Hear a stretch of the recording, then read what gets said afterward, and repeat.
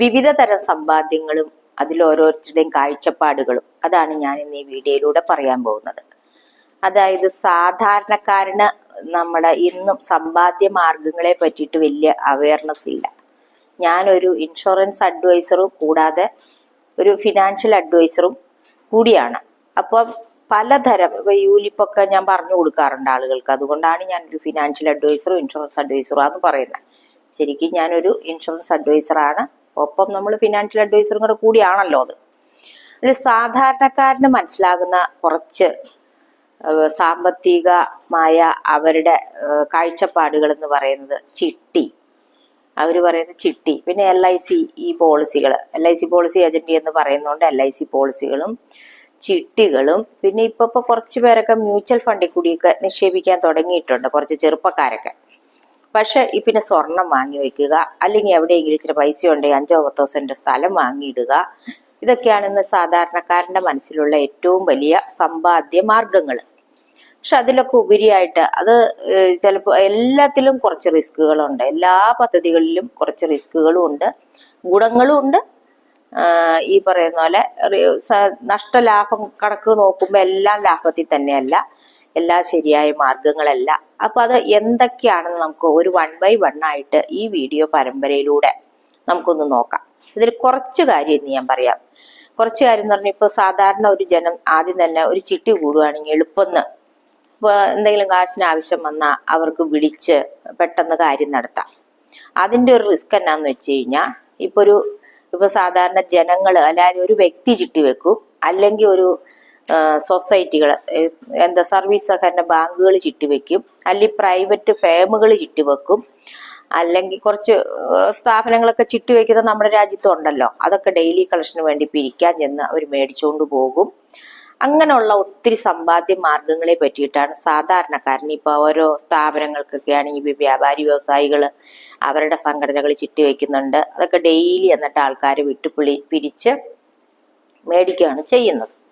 പക്ഷെ ആ സംഘടനകൾക്കൊക്കെ എന്ന് വെച്ചാൽ അവരങ്ങോട്ടും ഇങ്ങോട്ടും ജാമ്യം നിന്നുകൊണ്ട് ഒരു ഉറപ്പിന്റെ പേരിലൊക്കെ പൈസ കൊടുക്കും. അപ്പൊ അവർക്കത് ബിസിനസ്സിൽ ഇറക്കാൻ പറ്റും. ബിസിനസ്സിന് പുരോഗതിക്ക് വേണ്ടിയിട്ടാണ് വ്യാപാരി വ്യവസായികളൊക്കെ അങ്ങനത്തെ ചിട്ടികളും കാര്യങ്ങളും വെക്കുന്നത്, ഡെയിലി കളക്ഷനും കാര്യങ്ങളും ഒക്കെ ആയിട്ട്. അതുപോലെ അങ്ങനെ ഓരോ സംഘടനയ്ക്കും അവർക്ക് ഒരു സർവീസ് സഹകരണ സംഘങ്ങളുണ്ടാവും, അവരിൽ നിന്ന് ചിട്ടി ഉണ്ടാകും.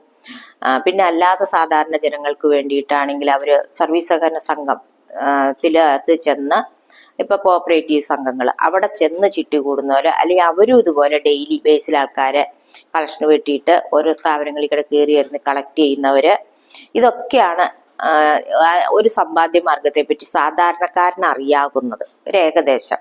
അല്ലെങ്കിൽ ഒരു വ്യക്തികൾ വെക്കുമ്പോ എന്താ ഇതെന്ന് വെച്ച് കഴിഞ്ഞിട്ടുണ്ടെങ്കിൽ, അവർക്ക് ജാമ്യം കൊടുക്കണ്ട, പിന്നെ അവര് എന്നൊക്കെയുള്ളൊരു ഇളവുകളാണ്. പക്ഷെ അതിനകത്ത് വെക്കുന്ന വ്യക്തി എങ്ങനെയുള്ള ആളാണ്, അയാൾക്ക് സാമ്പത്തികമായിട്ട് കുറച്ച് കഴിവുകളൊക്കെ ഉണ്ടെങ്കിൽ അത് നടത്തിക്കൊണ്ടാൻ പറ്റുള്ളൂ. കാരണം ഒരു പ്രാവശ്യം ഒരാൾ കൃത്യസമയത്ത് അടച്ചില്ല എങ്കിൽ അവനത് കയ്യിൽ നിന്ന് എടുത്ത് കൊടുക്കാൻ കഴിവുണ്ടാവണം. പിന്നെ അവനത് മുക്കിക്കൊണ്ട് പോയ മറ്റുള്ളവരുടെ, അതായത് അവനത് പൈസയൊക്കെ മേടിച്ചിട്ട് കൊടുത്തില്ല എങ്കിൽ, അങ്ങനെ പല പ്രൈവറ്റ് കമ്പനികളും പ്രൈവറ്റ് ആൾക്കാർ ചിട്ടി വെച്ചിട്ട് ലക്ഷങ്ങളും കോടികളും മേടിച്ച് തട്ടിക്കുന്ന സമ്പ്രദായം, അതൊക്കെ പാവങ്ങളായ ഈ ഫീൽഡിൽ പോകുന്ന ആൾക്കാരെ വിട്ടിട്ട് കളക്ട് ചെയ്ത് അവരുടെ തലയിലാണ് പിന്നീട് അതൊക്കെ വരുന്നത്. അങ്ങനെയുള്ള ഒത്തിരി അപാകതകളും ഉണ്ട്. അതുപോലെ കറക്റ്റായിട്ട് പോവുകയാണെങ്കിൽ അവനത് നന്നായി അവർക്ക് ഫലം കിട്ടുന്ന സ്ഥാപനങ്ങളും ഉണ്ട്. കാരണം അവർക്കൊരു ചിട്ടിയൊക്കെ കൂടി കഴിഞ്ഞാൽ ആവശ്യത്തിന് വിളിച്ചെടുത്തു പൈസ ഗഡുക്കളായിട്ട് അടച്ചു കൊടുത്താൽ മതി. പക്ഷെ അവിടെ ലാഭമോ നഷ്ടമോ, അതാണ് നമ്മൾ ആദ്യം മനസ്സിലാക്കേണ്ടത്. നിങ്ങളുടെ സമ്പാദ്യം, നിങ്ങൾ ഉണ്ടാക്കുന്ന ഓരോ പൈസയും നിങ്ങൾക്ക് ലാഭത്തിലേക്ക് കലാശിക്കണം. അല്ലെങ്കിൽ എന്തെങ്കിലും ഒരു അത്യാഹിതം നിങ്ങളുടെ ജീവിതത്തിൽ സംഭവിക്കുമ്പോൾ നിങ്ങൾക്കത് എങ്ങനെ പ്രയോജനപ്പെടുന്നു, അതും കൂടി നിങ്ങളൊന്ന് മനസ്സിലാക്കണം. എല്ലാത്തരം സമ്പാദ്യങ്ങളും നല്ലതാണ്, ഒന്നിനും ഒരു കുഴപ്പമുണ്ടെന്ന് പറയാൻ പറ്റില്ല. പക്ഷെ കുറച്ച് കുഴപ്പങ്ങളും ഉണ്ട്. ഞാനൊരു ഇൻഷുറൻസ് അഡ്വൈസർ എന്ന നിലയിൽ പറയാൻ പോകുന്നത്, ഒരു ചിട്ടിയും ഒരു ഇൻഷുറൻസ് പോളിസിയും തമ്മിലുള്ള വ്യത്യാസം. കാലങ്ങളോളം അടയ്ക്കുന്ന ഇൻഷുറൻസ് പോളിസിയിലാവുമ്പോൾ മണി വാല്യൂ കുറയുമ്പോൾ, അല്ലെങ്കിൽ നമുക്ക് ഇൻഫ്ലേഷൻ വരുമ്പോൾ നമുക്ക് ഇപ്പം അടയ്ക്കുന്ന അതേ മൂല്യത്തിൽ അത്രയും തുക കിട്ടിയാലും അതിന് വലിയ മൂല്യമില്ല എന്ന് എല്ലാവരും പറയും. പിന്നെ ഇൻഷുറൻസ് പോളിസി കാലങ്ങളോളം അടയ്ക്കണ്ടേ, ദീർഘകാലം അടയ്ക്കുമ്പോൾ അതങ്ങനെ അടച്ചു കൊണ്ടുപോകാൻ പറ്റില്ല എന്ന് പറയുന്നവരുണ്ട്.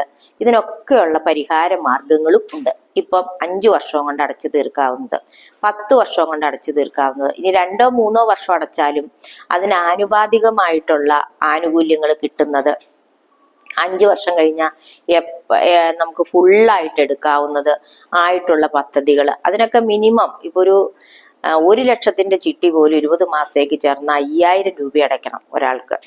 അതേസമയം 3000 രൂപ അല്ലെങ്കിൽ 2500 രൂപ മന്ത്ലി അടയ്ക്കുന്ന സ്കീം കൊടുത്തുകൊണ്ട് അങ്ങനത്തെ ഒക്കെ ചെയ്യാവുന്ന പദ്ധതികൾ ഇൻഷുറൻസിലുണ്ട്, LICയിലുണ്ട്. അതിന് നല്ല ഗ്രോത്ത് കിട്ടുന്നതും, അത് മ്യൂച്വൽ ഫണ്ടിന്റെ പോലെ തന്നെ LICയുടെ ഒരു മ്യൂച്വൽ ഫണ്ടായിട്ട് തന്നെ കൂട്ടാവുന്നതും ഇൻഷുറൻസ് കവറേജ് ഉള്ളതുമായ പദ്ധതികളുണ്ട്. നമുക്ക് സാധാരണക്കാരന് ഉപകാരപ്രദമായിട്ടുള്ള പദ്ധതികൾ. അതിനകത്തൊക്കെ ഇൻഷുറൻസ് കവറേജ് എന്ന് പറഞ്ഞത് കുറച്ചേ ഉള്ളൂ. അപ്പൊ അതുകൊണ്ട് തന്നെ കട്ട് ചെയ്യുന്ന പൈസ തീരെ കുറവായിരിക്കും. പിന്നെ അത് മൂല്യം, അതായത് നമ്മൾ അടയ്ക്കുന്ന പൈസ ഈ ഇൻഷുറൻസ് കവറേജിനേക്കാളും കൂടുതലായിട്ട് നമ്മുടെ സമ്പാദ്യം വളർന്നു കഴിഞ്ഞാൽ പിന്നെ പൈസ കട്ട് ചെയ്യുന്നില്ല. നിസ്സാര പൈസയാണ് സർവീസ് ചാർജ് ആയിട്ട് എടുക്കുന്നത്. അങ്ങനെയുള്ള പദ്ധതികൾ. അപ്പൊ അതില് നിങ്ങൾക്ക് 2500 രൂപ മുതൽ എത്ര വേണമെങ്കിലും അടയ്ക്കാം, എത്ര കാലത്തേക്കും അടയ്ക്കാം. 5 വർഷം കഴിഞ്ഞ് എപ്പോ വേണമെങ്കിലും ഫുള്ളായിട്ട് നമുക്ക് വേണമെങ്കിൽ എടുക്കാം. അതൊക്കെയാണ് ആ പദ്ധതികൾ. അതിൽ 4 സൈസ് ഫണ്ടുണ്ട്. നമുക്ക് റിസ്ക് കൂടാതെ, ഇപ്പൊ മ്യൂച്വൽ ഫണ്ടൊക്കെ ആണെങ്കിൽ നമുക്ക് റിസ്ക് ഉണ്ട്. കാരണം കുറച്ച് ഷെയർ മാർക്കറ്റ് ഒത്തിരി താന്നു പോയാൽ നമ്മുടെ പൈസക്ക് അവിടെയും താഴ്ച സംഭവിക്കും. പക്ഷെ ഇതിനകത്ത് 4 തരം ഫണ്ടുണ്ട്.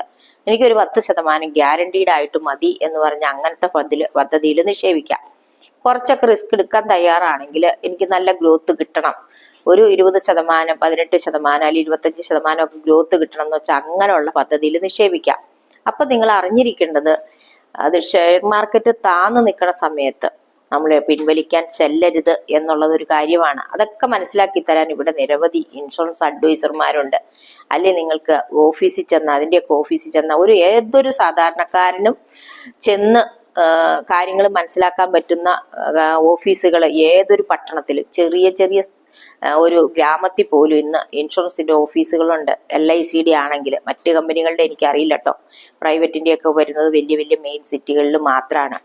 ഇനി ഏജന്റുമാരാണെങ്കിൽ സ്ഥിരമായിട്ട് വർക്ക് ചെയ്യുന്ന പ്രൈവറ്റ് ഇൻഷുറൻസ് കമ്പനിയുടെ ഏജന്റുമാർ കുറവാണ്. കാരണം നല്ല വിദ്യാഭ്യാസമുള്ള കുട്ടികളൊക്കെ വന്ന് കുറച്ച് ബിസിനസ് ഒക്കെ ചെയ്ത് കഴിയുമ്പോഴത്തേനും അവർക്ക് എവിടെയെങ്കിലും ഒരു ജോലി കിട്ടുമ്പോൾ അവരതിട്ടിട്ട് പോകും. പക്ഷെ സാധാരണ ഒരു ലൈഫ് ഇൻഷുറൻസ് ഏജന്റ് ആണെങ്കിൽ ഇതിനകത്ത് സ്ഥിരം നിന്നാണെങ്കിൽ അവരവിടെ തന്നെ എന്നും ഉണ്ടാകും. അപ്പൊ നിങ്ങൾക്ക് അവരോട് ചോദിച്ച് കാര്യങ്ങൾ മനസ്സിലാക്കാം. ഇല്ലെങ്കിൽ ഇനി ഇഷ്ടം പോലെ ഓഫീസുകൾ, ലൈഫ് ഇൻഷുറൻസിന്റെ പ്രീമിയം പോയിന്റുകൾ, മറ്റു കാര്യങ്ങളൊക്കെ എല്ലായിടത്തും ഉണ്ട്. എവിടെ കയറി ചോദിച്ചാലും അവർ കാര്യങ്ങൾ പറഞ്ഞു തരും. ഓഫീസുകളുണ്ട്, അവിടെ ചെന്ന മാനേജർമാരാണെങ്കിലും നിങ്ങളോട് കാര്യങ്ങൾ പറഞ്ഞു തരും. ഇതൊക്കെ മനസ്സിലാക്കിക്കൊണ്ട് നിങ്ങൾക്ക് ഇങ്ങനെയുള്ള പദ്ധതികളിൽ നിങ്ങൾക്ക് ഏറ്റവും എളുപ്പം എത്തിപ്പിടിക്കാവുന്ന പദ്ധതികളാണ് അതൊക്കെ. ചിട്ടിയിൽ എന്ന് പറയുമ്പോൾ നമ്മൾ ആദ്യം ഇപ്പൊ ഉദാഹരണത്തിന് 1 ലക്ഷം രൂപയുടെ ഒരു ചിട്ടി നിങ്ങൾ 20 മാസം കൊണ്ട് അടയ്ക്കാൻ തീരുമാനിച്ചു. വിളിച്ചു കഴിയുമ്പോൾ നിങ്ങൾക്ക് എന്ത് കിട്ടും? ഏറ്റവും കൂടി ചിലർ 70,000 കൊടുക്കും, ചിലർ 75,000 കൊടുക്കും ആദ്യം തന്നെയൊക്കെ. അപ്പൊ എത്ര രൂപ വരെ നിങ്ങൾ അടച്ചു കൊടുക്കണം? ഏകദേശം 20 മാസം കൊണ്ട് നിങ്ങൾ അടയ്ക്കുന്ന തുകയിലേക്കായാലും നിങ്ങളിപ്പൊ കിട്ടിയ തുകയിനേക്കായാലും എത്ര ശതമാനമാണ് നിങ്ങൾ കൂടുതൽ അടയ്ക്കുന്നതെന്ന് കാൽക്കുലേറ്റ് ചെയ്ത് നോക്കുക. അവസാനം വരെ നിങ്ങൾ അടച്ചു, അന്നേരമാണ് മേടിക്കണമെങ്കിൽ നിങ്ങൾ അടയ്ക്കുന്നതിനേക്കാൾ എത്ര തുക നിങ്ങൾക്ക് കൂടുതൽ കിട്ടുന്നുണ്ടെന്ന് നിങ്ങൾ നോക്കുക. അതിനനുസരിച്ച് തന്നെ ഇത്രയും രൂപ അടയ്ക്കുമ്പോൾ നിങ്ങൾക്ക് എന്തെങ്കിലും ഇതിന്റെ ഇടയിൽ നിങ്ങൾ വിളിച്ചുകൊണ്ട് പോന്നിട്ടാണ് നിങ്ങൾക്കൊരു അപകട മരണം അല്ലെങ്കിൽ ഒരു സാധാരണ മരണം സംഭവിക്കണമെങ്കിൽ ആ പൈസ നിങ്ങൾക്ക് പിന്നീട് അടച്ചു കൊടുക്കണം, നിർബന്ധമായും കൊടുക്കണം. അതിനു വേണ്ടിയിട്ട് അവർ ഒന്നല്ലെങ്കിൽ ജാമ്യം, അല്ലെങ്കിൽ നിങ്ങളുടെ ഏതെങ്കിലും പ്രോപ്പർട്ടി, അല്ലെങ്കിൽ സ്വർണം, ഇതൊക്കെ അവര് സെക്യൂരിറ്റി ആയിട്ട് വാങ്ങി വെച്ചുകൊണ്ടാണ് ഏതൊരു സ്ഥാപനമാണെങ്കിലും നിങ്ങൾക്ക്, അല്ലെങ്കിൽ ആരെങ്കിലും ജാമ്യം നിർത്തിയിട്ടുണ്ടാവണം, അത് നിങ്ങൾക്ക് പൈസ തരുന്നത്. അതേസമയം ഒരു ഇൻഷുറൻസിലാണെങ്കിൽ നിങ്ങൾ ഇങ്ങനെ ഒരു പദ്ധതി ചേർന്നു കഴിഞ്ഞിട്ട് നിങ്ങൾക്ക് എന്ത് വന്നാലും, സ്വാഭാവിക മരണോ അല്ലെങ്കിൽ ഒരു ആക്സിഡന്റ് മരണോ ഒക്കെ സംഭവിച്ചാലും നിങ്ങൾക്ക് ആ ഇൻഷുറൻസ് കവറേജോട് കൂടിയുള്ള പൈസയാണ് നിങ്ങൾക്ക് തിരിച്ചു തരുന്നത്. നിങ്ങൾ പിന്നീട് ഒന്നും അടയ്ക്കണ്ട. ഇനി മച്യൂരിറ്റി നിങ്ങൾക്ക് 5 വർഷം കഴിയുമ്പോൾ ഫുള്ളായിട്ട് എടുക്കണോ? നിങ്ങൾക്ക് ഫുള്ളായിട്ട് എടുത്തുകൊണ്ട് പോരാ. അത് യൂലിപ്പ് പദ്ധതികളാണ് ഞാൻ ഈ പറയുന്നത്. ഇത് ഏതൊരു സാധാരണക്കാരനും ചെയ്യാവുന്ന പദ്ധതികളാ. ഇനി ഉള്ള ഇതുപോലെ തന്നെ മറ്റു പദ്ധതികൾ നിങ്ങൾക്ക് സാധാരണ ആളുകൾ പറയുന്ന, ഇപ്പൊ പരസ്യം കേൾക്കുമ്പോൾ പറഞ്ഞ എനിക്ക് ടേം അഷുറൻസ് മതി ഇൻഷുറൻസ് കവറേജിന് വേണ്ടിയിട്ട്. ഈ ടേം അഷുറൻസ് മതി എന്ന് പറഞ്ഞ ഒരു സാധാരണക്കാരൻ അതിലെടുക്കുന്നതിന് ഒത്തിരി പരിധികളുണ്ട്. ഏതൊരു ടൈം അഷുറൻസ് എടുക്കുമ്പോഴും അതിന് മെഡിക്കൽ ചെക്കപ്പുകൾ നിർബന്ധമാണ്, വരുമാനം നിർബന്ധമാണ്. ഇതൊക്കെ നോക്കി കഴിയുമ്പോൾ ഈ പരസ്യം പറയുന്ന രീതിയിലുള്ള പോളിസി ഒന്നും ആർക്കും കിട്ടാൻ സാധ്യത പലർക്കും സാധാരണക്കാരനില്ല. ഒരു വരുമാനമുണ്ട്, സ്ഥിര ജോലിയുണ്ട്, അവനത് തെളിയിക്കാൻ പറ്റണം, എങ്കിൽ മാത്രമാണ് അതൊക്കെ കിട്ടുന്നത്. ഇനി അതേ പറ്റിയിട്ടുള്ള കൂടുതൽ കാര്യങ്ങൾ നമ്മൾ അടുത്ത വീഡിയോയിൽ പറയുന്നതാണ്. ഞാൻ ഉഷ ബാലകൃഷ്ണൻ, ഇൻഷുറൻസ് അഡ്വൈസറാണ്. ഞാൻ LICയിൽ 10-18 വർഷമായിട്ട് ജോലി ചെയ്യുന്ന ഒരു വ്യക്തിയാണ്. അപ്പോൾ ഓരോ സമയത്തും ഓരോരുത്തരും ഞങ്ങൾ ഫീൽഡിൽ പോകുമ്പോൾ പറഞ്ഞ എന്താന്ന് വെച്ചാൽ, എനിക്ക് ഇൻഷുറൻസിനോട് താല്പര്യമില്ല, അത് കൂടുതൽ കാലം അടയ്ക്കണ്ടേ, ഇതൊക്കെയാണ് സംശയങ്ങൾ.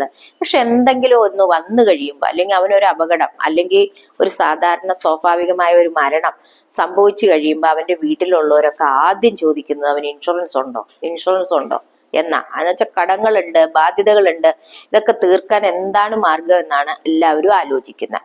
അപ്പൊ അതേ പറ്റിയിട്ട് ഇനി അടുത്ത വീഡിയോയിൽ ഞാൻ കൂടുതലായിട്ട് പറഞ്ഞിരുന്നതാണ്. നന്ദി, നമസ്കാരം.